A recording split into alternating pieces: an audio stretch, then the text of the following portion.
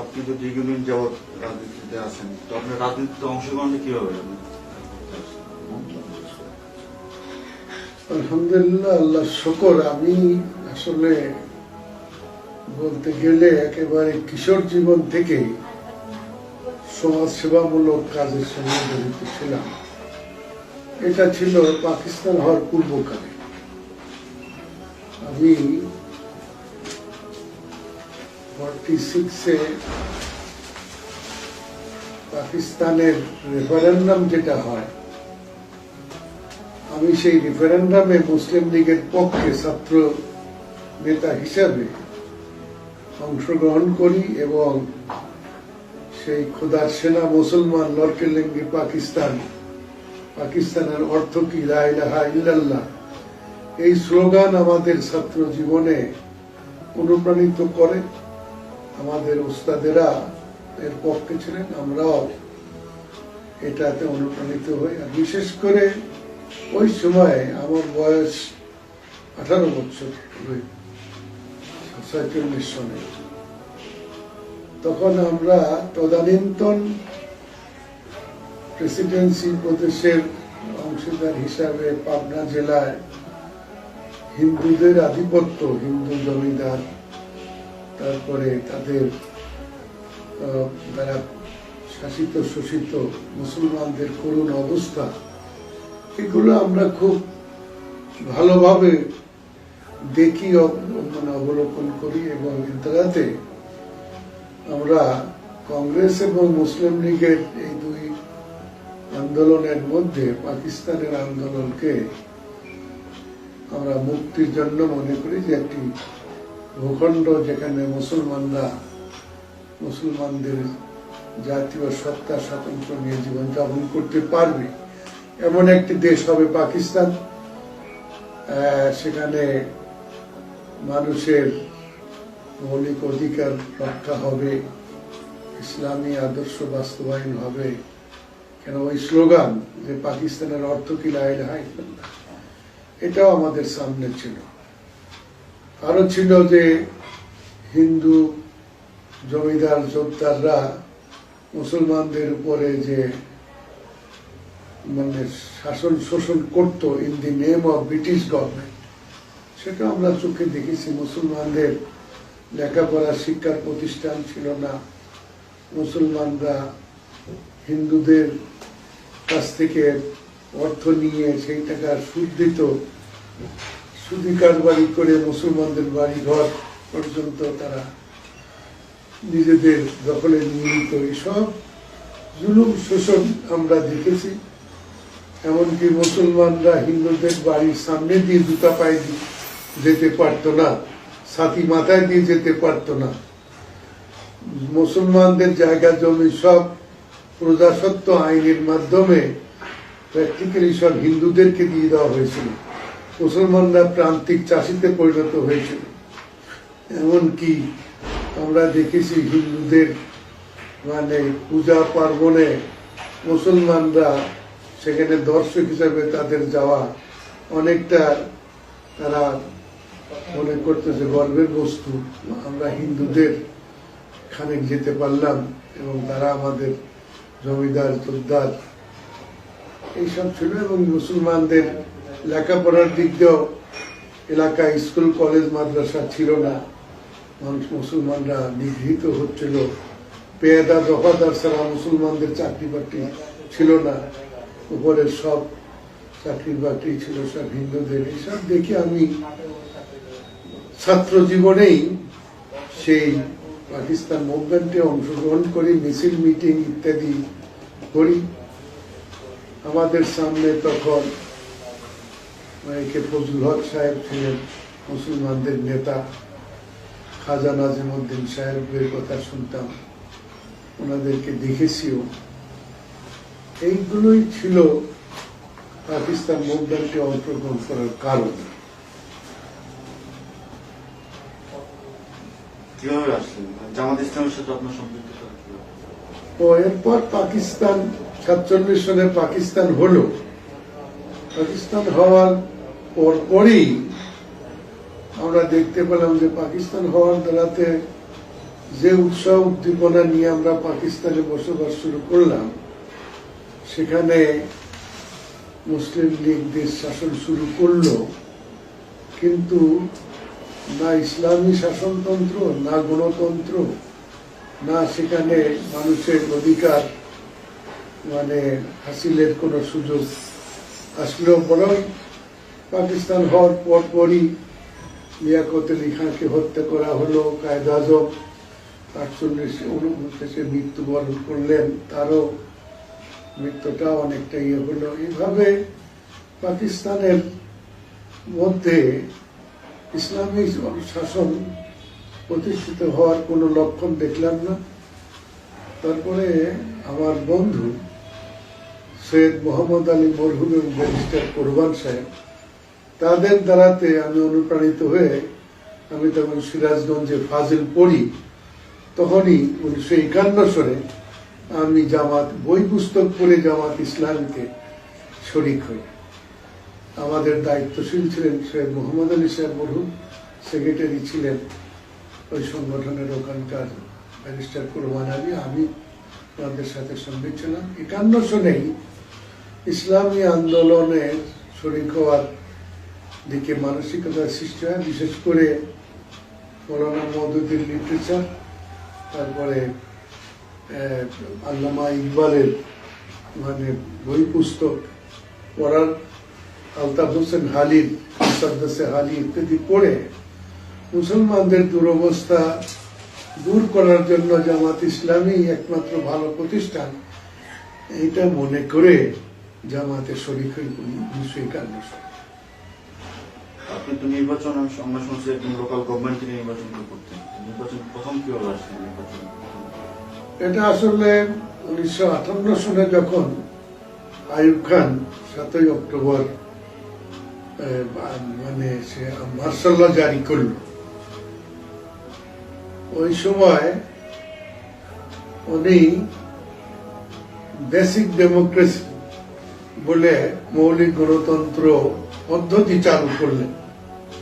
সেই সময়ে ঢাকাতে একটা বৈঠকে মৌলানা মওদুদী মরহুম আসছিলেন। উনি বললেন যে আইয়ুব খান কিন্তু এই মৌলিক গণতন্ত্রের মাধ্যমেই পরবর্তীকালে দেশের প্রশাসনকে ঢেলে সাজাবে, দেশ পরিচালনা করবে, সুতরাং তোমরা এইসব নিম্ন পর্যায়ে মৌলিক গণতন্ত্র তথা বেসিক ডেমোক্রেসি নির্বাচনে অংশগ্রহণ কর। তো 1959 সালে এই মৌলিক গণতন্ত্রের প্রথম বিডি নির্বাচন হয়, এবং সেই নির্বাচনে আমাকেও বলা হয়েছিল তুমি নির্বাচনে অংশগ্রহণ কর। আমি তখন আমার নিজের নিবাস আমার আপনার গয়েশপুর ইউনিয়নের মাসুমপুর গ্রামে, সেখানেই আমি নতুন বাড়িঘর করি। 57 সালে আমি বাড়িঘর করি, 59 সালেই সেখানে আমাকে নির্বাচনে অংশগ্রহণ করতে বলা হয়, এবং আমি ওই সময় বেসিক ডেমোক্রেসি নির্বাচনে অংশগ্রহণ করি, এবং এলাকার লোকেদের সহযোগিতায় আমি নির্বাচিত হয়ে যাই। এবং পরবর্তীকালে 62 সনে ওই বেসিক ডেমোক্রেটদের দিয়েই প্রাদেশিক এবং জাতীয় সংসদ নির্বাচন হলো। আমাকে আমাদের সংগঠন, তখন যদিও সংগঠন আইয়ুব খানের সময় খুব ইয়াতে ছিল না, ব্যান ছিল, কিন্তু তাদের পরামর্শক্রমে আমি 62 সনে ইন্ডিপেন্ডেন্ট ক্যান্ডিডেট হিসেবে আমি নির্বাচনে অংশগ্রহণ করি। আমার নির্বাচনের ছিল এলাকা ছিল পাবনা সদর থানা, ঈশ্বরদী থানা, আটঘরিয়া থানা এবং চাটমোহরের 4টে ইউনিয়ন।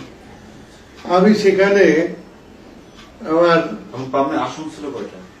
আসন ছিল তখন ছিল 2টি আসন ছিল প্রাদেশিক, আর একটা ছিল জাতীয় সংসদের। আমি পাবনা সদর, ঈশ্বরদী, আটঘরিয়া, চাটমোহরের এই যে এলাকা, এই এলাকায় দাঁড়াই, এবং 62 সনে আমি বেসিক ডেমোক্রেসি সিস্টেমে নির্বাচিত হয়ে যাই। এইভাবে আমার ওই প্যাসিভ ডেমোক্রেসির মানে লোকাল ইলেকশনে অংশগ্রহণ এবং পার্লামেন্টে ইলেকশনে আমি নির্বাচিত হয়ে আসি 62-তে প্রথম।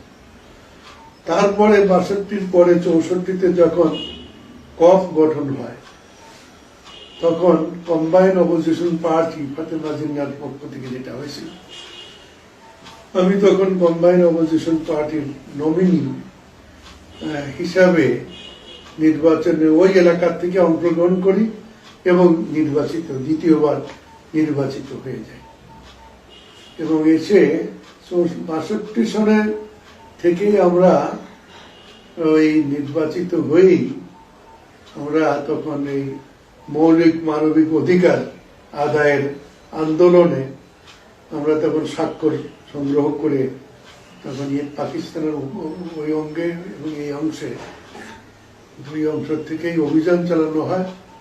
আমরা তখন গণতান্ত্রিক আন্দোলন করি এবং এই গণতান্ত্রিক আন্দোলনের লেজ ধরেই ফাতেমা জিন্নাহর পক্ষ থেকে আবার নির্বাচন করি এবং আমি পার্লামেন্টে কম্বাইন অপোজিশন পার্টির বিরোধী দলীয় ডেপুটি অপোজিশন লিডার নির্বাচিত হই 59। এইভাবেই আমার মানে সময় চলে আসে এবং তারপরে তো 68 পর থেকেই শুরু হয়ে যায় ইস্ট ওয়েস্টের গোলমাল। তো তখনও পর্যন্ত আমরা তো বিরোধী দলেই ছিলাম। 59 সনে এই অবস্থাতে জামাত ইসলামীর বিরুদ্ধে এখানে কার্যক্রম শুরু হয়ে যায় এবং 70 সনে তো নির্বাচনের আগে জামাতের মিটিং পল্টন ময়দানে, সেখানে আওয়ামী লীগ হামলা করে। আপনি বলছেন বিভিন্ন জন গণতান্ত্রিক আন্দোলন, কাদের কাদের সাথে আপনারা আন্দোলন করছেন, কোন কোন দলের সাথে কারা ছিলেন? আমরা তো প্রথমে আমরা আন্দোলন করি ওই যে কপের আন্দোলনে শরীর হলাম। সেখানে ছিল জামাত ইসলামী, আওয়ামী লীগ, ন্যাশনাল আওয়ামী পার্টি, তারপরে ছিল নিজাম ইসলাম, তারপরে Pakistan Democratic PDP, Pakistan Democratic party এবং নিজাম ইসলাম পার্টি। এর সমন্বয়ে কপ গঠিত হয়। হ্যাঁ, তারপরে পিডিএম হয়। আব্দুল সালাম খান সাহেব ছিলেন অ্যাডভোকেট, আব্দুল সালাম খান সাহেব ছিলেন পিডিএম এর ইস্ট পাকিস্তানের সভাপতি, আর প্রফেসর গোলাম আজম সাহেব ছিলেন সেক্রেটারি। হ্যাঁ, জামাত ইসলামী হিসাবেই উনি ছিলেন এবং এইখানেও এই পার্টিগুলো ছিল, মানে জামাত ইসলামী, নিজাম ইসলাম, আওয়ামী লীগ, ন্যাশনাল আওয়ামী পার্টি বা ন্যাপ, তারপরে কাউন্সিল মুসলিম লীগ, তারপরে পিডিপি, নিজাম ইসলাম পার্টি, এগুলো সমন্বয়। আর আমি তো অ্যাসেম্বলিতে 65-এ এইসব পার্টির প্রতিনিধি হিসাবে আমি মানে ডেপুটি অপোজিশন লিডার ছিলাম। আর মালেক উকিল ছিল প্রথমে leader of the opposition Awami লীগের মাইজদ্বীপ, আর পরবর্তীকালে আসাদুজ্জামান খান টাঙ্গাইলের, ওনাকে আমরা কপের অপোজিশনের আমরা তখন ওনাকে লিডার নির্বাচিত করি। আপনি তো ওই সময় অনেকের সাথে তো বৈঠক করতে হচ্ছে, বৈঠক হয়েছে বিভিন্ন দলের সাথে। তো শেখ মুজিবুর রহমানের সাথে আপনার বৈঠক শেখ মুজিবুর রহমান সাহেবের সাথে শুধু বৈঠক নয়, 1962 সনে আমি নির্বাচিত হওয়ার পরে 1964 সনে কলকাতায় দাঙ্গা হাঙ্গামা হয় এবং সেখানে মুসলমানদের বিরুদ্ধে অনেকে হয় এবং তার প্রতিক্রিয়া স্বরূপ আমাদের এই বাংলাদেশের এই অঞ্চলেও একটা আনরেস্ট দেখা যায়। যেমন হিন্দুদের অনেককেই মানে মানে তাদের রক্ষণাবেক্ষণের জন্য একটা গ্রুপ কাজ করে। আমি ওই সময় শেখ মুজিবুর রহমান সাহেবের নেতৃত্বে আমরা একটা রায়ট রেজিস্ট্যান্স পার্টি করি।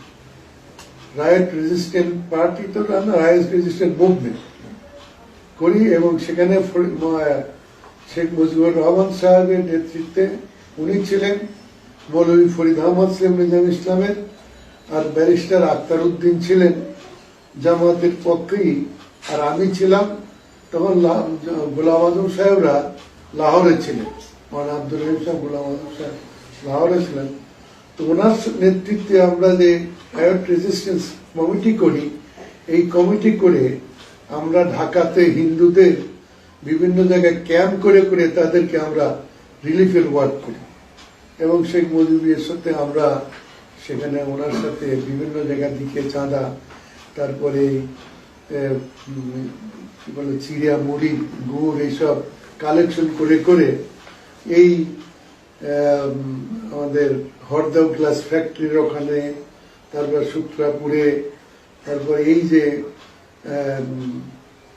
আমাদের রেস কোর্সের যে কালীবাড়ি ছিল, হিন্দুদের বাড়িঘর মানে পুড়ে গেছিল, সেখানে ওদেরকে ক্যাম্প করে আমরা তাদের বিভিন্ন রকমের সাহায্য সহযোগিতা করি ওনার সাথে অল থ্রু।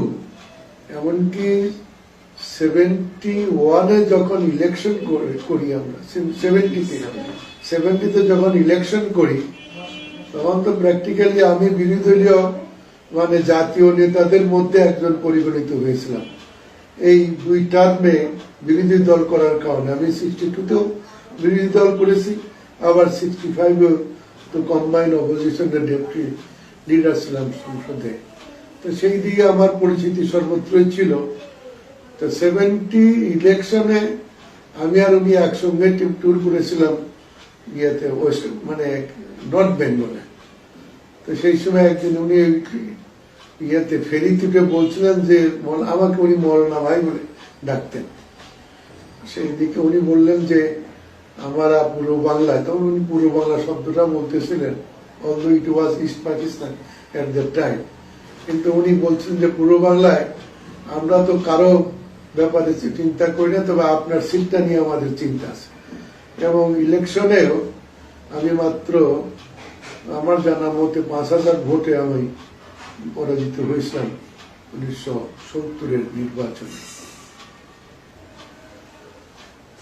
আর ওনার সাথে কোন কোন জেলায় গেছিলেন ওই সময়? জেলায় উনি তো পাবনাতেও যেতেন, ঢাকাতে ওনার সাথে ওনার বাড়িতে উঠা বসা করেছি। এমনকি আগরতলা কেস থেকে যখন ওনাকে মুক্ত করে নিয়ে আসা হলো, আমি তখন আমার সঙ্গে আমার পাবনা জেলার আওয়ামী লীগের সভাপতি ছিল আমজাদ হোসেন সাহেব, তাকে সঙ্গে করে ওনার বাসায় গেছি। সেখানে গিয়ে খন্দকার মোস্তাক সাহেবের সঙ্গে সাক্ষাৎ হলো।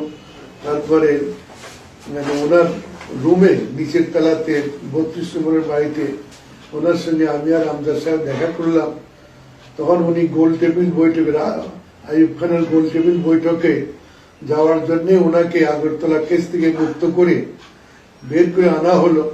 আমরাও সেই মানে আন্দোলনে শরীক ছিলাম। আমরা বিভিন্ন অ্যাসেম্বলিতে কথাবার্তা আর মানে তখন হচ্ছিল, এসবগুলো করে ওনাকে বিশেষ করে সবুর খান সাহেব আইয়ুব খানকে বললেন যে মুজিব ছাড়া এই রাউন্ড টেবিল কনফারেন্স আমরা যাব না, এবং সে ওনাকে আগরতলা কেস থেকে নিঃশর্ত মুক্তি করে ওনাকে আনা হলো এবং ওনাকে নিয়ে গিয়ে রাউন্ড টেবিল কনফারেন্স করা হলো।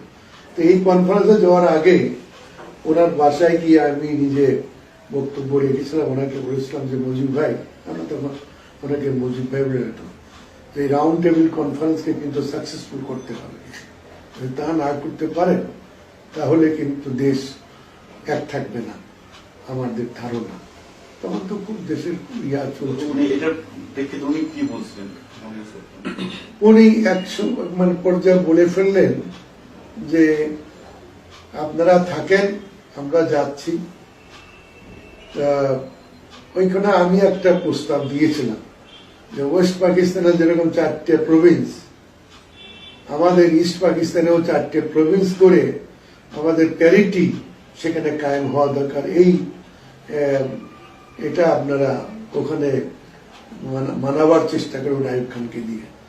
তো উনি বললেন যে একবার আপনারা বাংলাকে ভাগ করেছেন, 47 সনে বাংলা বিভক্ত হয়েছে, আবার বাংলা ভাগ করবেন, এই বাংলা ভাগ আমি দেখতে চাই না, এটা বললেন উনি। তা আমরা খুবই প্রমাদ করলাম যে ওনার কথাবার্তাতে ভালো লাগলো না। পরে আমি বাইরে এসে খন্দকার মুশতাককে, তার সাথেও আমার ও আগের থেকে পরিচয় ছিল, আমি মুশতাক ভাইকে বললাম যে মুশতাক ভাই, শেখ সাহেবের তো কিছুটা আলোচনা যা দেখছি সেটা তাদের মনে হয় না যে এই রাউন্ড টেবিল কনফারেন্স সাকসেসফুল হবে। তো আপনারা যাচ্ছেন, রাউন্ড টেবিল কনফারেন্সটা কিন্তু সাকসেসফুল করতে হবে। মুশতাক সাহেব বললেন যে সোহান ভাই, আপনারা থাকলেন, আপনারা অত্যন্ত প্রহরী নিয়ে কাজ করবেন, আমরা যাচ্ছি, অবস্থা যা আপনারা চিন্তা করছেন এইরকমই আমাদের কাছে শঙ্কাজনক মনে হচ্ছে। কয় তারিখে হবে তারিখটা কি মনে আছে আপনার? এই তারিখটা আমার মনে নাই ঠিক। উনি আগের দিন রাউন্ড টেবিল আরে ওই আগরতলা কেস থেকে উনি বেরিয়ে আসতেন তারপর দিন। তার পরের দিনের ঘটনা। সকাল 10টার দিকে আমি আর আমজাদ সাহেব গেলাম, আর মোশতাক সাহেব ওনার বাইরের ঘরে তখন ছিলেন। আমরা গেছি বলে আর উনি আমাদের সঙ্গে গেলেন না, আমরা আসার পরে উনি গেলেন, এবং উনি তো রাউন্ড টেবিল কনফারেন্সে শেখ সাহেবের সঙ্গে ছিলেন। তো রাউন্ড টেবিল কনফারেন্স রেজাল্টটা কি ছিল? রাউন্ড টেবিল কনফারেন্সের রেজাল্টটা তো মানে উনি তো ওখানে থেকে স্টেটমেন্ট দিলেন যে আইয়ুব খান আমাদের কথা শুনলো না, সুতরাং আমরা এদের সাথে নাই, এই কথা বললেন। ওখান থেকে সফল না হওয়ার মানে কারণটা আপনি কি মনে করেন? না, সফল হওয়ার কারণ না। তো ডিটেলস বলতে গেলে যে আন্দোলন এই দেশে সূচিত হয়েছিল তার মধ্য দিয়ে একটা জিনিস খুব মানে ফ্যাক্টর হিসেবে কাজ করছিল, যে ইস্ট এবং ওয়েস্ট পাকিস্তানকে বিভক্ত করার জন্য একটা মানে মানে অথরিটি বলি আর সংস্থাই বলি, তারা কাজ করছিল যে কোনো দিক দিয়ে যেন পাকিস্তানে এক থাকতে না পারে। এটা কারা? এতে আমার এখানে দুটো ধারণাই আমার হয়। এক হচ্ছে কি পাকিস্তান গভর্নমেন্টের রেসপন্সিবল, পাকিস্তান গভর্নমেন্টের আর্মি যেন তার মিলিটারি ছুটি, কেন আইয়ুব খান তো মিলিটারি এখানে কু করেন, সেই করে এই দেশে শাসনতন্ত্র বা সংবিধানও কায়েম হয় না। কেন সংবিধান যখন 56-এ খাজা নাজিমউদ্দিন সাহেব একটা শাসনতন্ত্র যে আদর্শ প্রস্তাবের ভিত্তিতে একটা শাসনতন্ত্র তৈরি করেছিলেন ওনারা, সেইটা পাশ হবে, এই পাশ হওয়ার পূর্বেই আইয়ুব খান এটাকে সামরিক শাসন জারি করে এই সংবিধান সেখানে পাকিস্তানে প্রতিষ্ঠিত হয়নি।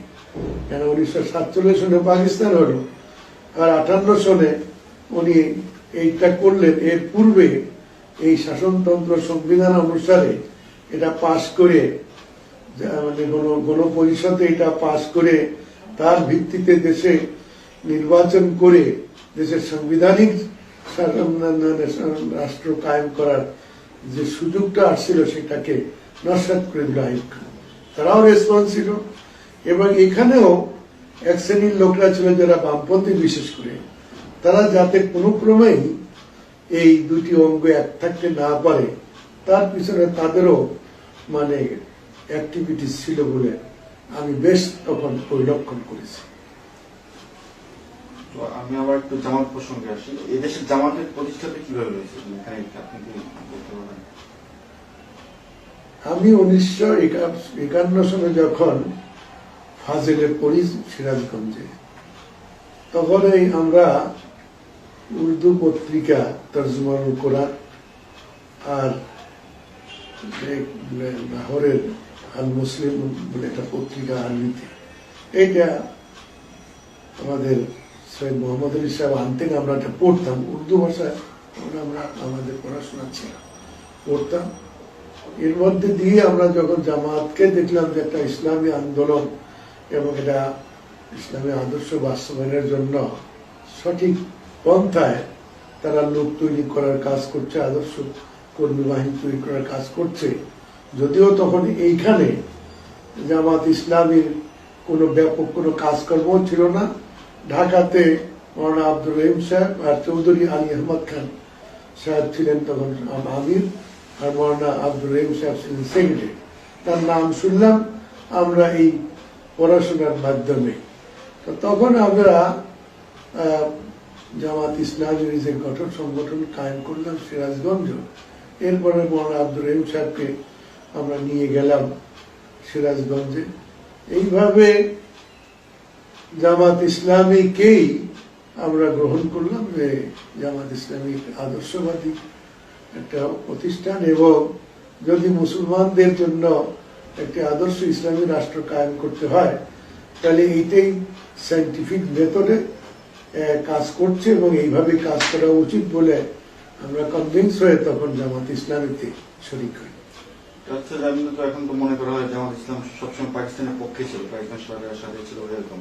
আসলে ওই সময় আপনি কি পাকিস্তান সরকারের সময় ওই সময় আপনাদের কাজটা কি আমাদের এটা সৌভাগ্য বলি আর দুর্ভাগ্য বলি যে পাকিস্তান সরকারও আমাদেরকে পাকিস্তান বিরোধী বলতো।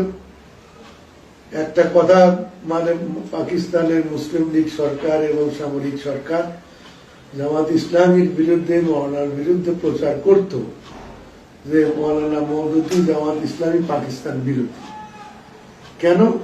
যে মুসলিম লীগ যে পদ্ধতিতে দেশ শাসন করছিল জামাত ইসলামী তার সমালোচক ছিল এবং তার সমালোচনা করত যে এই পদ্ধতিতে ইসলামী হুকুমত কায়েম হবে না, মুসলমানদের সমস্যার সমাধানও হবে। मौलाना मौदूदी যে ইসলামী হুকুমত কিস तरह কায়েম হতি হ্যায়, ইসলামী বিপ্লবের পথ বইটা আছে, এটা উনি আগেই লিখেছিলেন মানে পাকিস্তান হওয়ার আগেই। যে মুসলিম লীগ যে সিস্টেমে দেশ কে শাসন করতে চাচ্ছে বলে পাকিস্তান চাচ্ছে, মুসলিম লীগের এই সিস্টেমে ইসলামী হুকুমত এখানে কায়েম হবে না, মুসলমান নামে একটা রাষ্ট্র হবে মাত্র। তো এই কারণে পাকিস্তান সরকার মৌলানা মওদুদিকে জামাত ইসলামী যখন পাকিস্তানে ক্রমান্বয়ে সম্প্রসারিত হয়ে থাকলো তখন পাকিস্তান সরকার জামাতের বিরুদ্ধে অবস্থান নিয়ে বিভিন্ন সময় জামাতের বিরুদ্ধে প্রচারণা, এমনকি জামাতের মিটিং মিছিলে লাঠি মানে পেটা এরকম হামলা ইত্যাদির কাজ কামও কখন কখন মনে আছে লাহোরে মুচি গেটে হয়েছে, মানে আল্লাহ বক্স সেখানে শহীদ হলেন জামাত ইসলামের ইয়েতে, করাচিতেও মানে সেখানে হয়েছে জামাত, পাকিস্তানের বিভিন্ন জায়গাতে।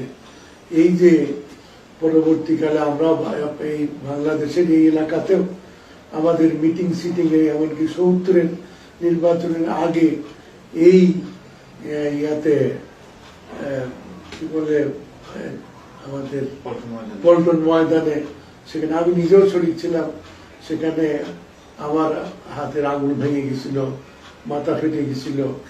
গোলাম আজম সাহেবকে নিয়ে আমরা মসজিদে সমবেত হয়ে আমরা প্রোটেকশন দেওয়ার চেষ্টা করেছি। হামলাগুলো কারা করতো? এটা আওয়ামী লীগের পক্ষ থেকেই মানে লোক হয়েছে দেখেছি। আর আমি যে কথাটা বলছিলাম যে দুর্ভাগ্য যে পাকিস্তান গভর্নমেন্ট জামাত ইসলামীকে পাকিস্তান বিরোধী আখ্যায়িত করলো। তারা দোষ দিল যে জামাত ইসলামী কাশ্মীরের জেহাদকে ইসলামী জেহাদ বলে না, এই একটা ইয়া করল। আর কাদিয়ানীদেরকে তারা নন মুসলিম বলে, এই মানে ব্লেম দিয়ে জামাত ইসলামীর বিরুদ্ধে প্রচারণা তারা তুঙ্গে উঠাইছে। আবার দুর্ভাগ্য যে আমরা আসলে বাংলাদেশের বিরোধিতা করি। আমার স্মরণ আছে যে আমি 1971 সনেরও 23শে মার্চ পাবনাতে একটা মিটিং করেছিলাম, পাবলিক মিটিং। জামাত ইসলামী, চাষী কল্যাণ সমিতি এবং শ্রমিক কল্যাণ সমিতির যৌথ উদ্যোগে 23শে মার্চ একটা মিটিং করি পাবনা টাউন হল ময়দানে। সেখানে আমি বক্তব্য রেখেছিলাম যে আমি শেখ মুজিব এবং ভুট্টো সাহেবকে বলতে চাই যে নির্বাচন আমরা করেছিলাম, আমরা হেরে গেছি ৭০-এর নির্বাচনে, আপনারা উভয়ে জিতেছেন। কেননা রিজিওনাল পার্টি হিসাবে এখানে আওয়ামী লীগ আর ওখানে পিপিপি ইলেকটেড হলো। তো সুতরাং আপনারা জিতেছেন, দেশ রক্ষার দায়িত্ব আপনাদের। নির্বাচন ৭০ হয়ে যাওয়ার পরে যেভাবে দেশে মানুষ হত্যা শুরু হয়ে গেল, বিশেষ করে বিহারি কিলিং, উর্দুভাষীদেরকে হত্যা করা, তারপরে পাকিস্তানের পক্ষে মুসলিম লীগ, জামাত ইসলাম লোকের বিভিন্ন জায়গায় হত্যা হওয়া, এই হত্যাগুলোর পিছনে কারা ছিল বলে আপনি মনে করেন? এই হত্যাগুলো বেশিরভাগ আওয়ামী লীগের মাধ্যমে হয়েছে এবং তারা হামলা করলো এবং বিভিন্ন জায়গায় মানুষ হত্যা করল। আমি তখন বক্তব্য বলেছিলাম যে নির্বাচনের পরে দায়িত্ব আপনাদের, কিন্তু আপনাদের এই নির্বাচিত হওয়ার পরে দেশে যেরকম ভাবে মানুষ হত্যা শুরু হয়েছে তাতে এই দেশে রক্তের নদী বয়ে যাবে বলে আশঙ্কা হচ্ছে। কিন্তু আপনারা যেহেতু নির্বাচিত হয়েছেন, সুতরাং দায়িত্ব আপনাদের। ফর গড সেক আপনারা দেশে রক্তের নদী বইতে দেবেন না। আপনারা একখানে বসেন, যদি আপোষে আপনারা এক থাকতে পারেন, ইস্ট পাকিস্তান ওয়েস্ট পাকিস্তান এক থাকেন, অন্যথায় আপনারা আপোষে মানে দেশকে মানে পৃথক করে নেন, বিভক্ত হয়ে যান। আমি এই বক্তব্য রেখেছিলাম, এই বক্তব্যটা জুন মাসে, এটা আমার বিরুদ্ধে মানে মিলিটারি ব্রিগেড হেডকোয়ার্টার নাটোরে আমার বিরুদ্ধে মুসলিম লীগের মরহুম মুফাজ্জল ডাক্তার এবং ক্যাপ্টেন জায়েদি আমার বিরুদ্ধে এইটা ডিবি অফিস থেকে নিয়ে আমার বিরুদ্ধে তারা অভিযোগ দায়ের করেছিল এবং তার হিয়ারিং হয়েছিল নাটোরে। যে আপনি জুন মাসে যে আপনি বাংলাদেশের পক্ষে কাজ করছেন, অভিযোগ ছিল। এখান থেকে সরে যাও তোমরা, সরে যাও।